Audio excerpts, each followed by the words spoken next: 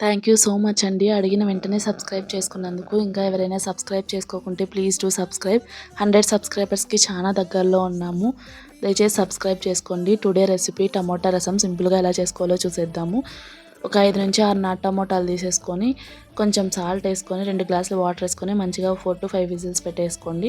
తర్వాత టమోటాలు సపరేట్ తీసుకొని మంచిగా స్మాషర్ తీసుకొని స్మాష్ చేసుకొని ఆల్రెడీ మనం టమోటాలు ఉడికించిన వాటర్ ఉంటాయి కదా, అవి మిక్స్ చేసి కలిపి పక్కన పెట్టేసుకోండి. తర్వాత పోపు రెడీ చేసేసుకుందాము.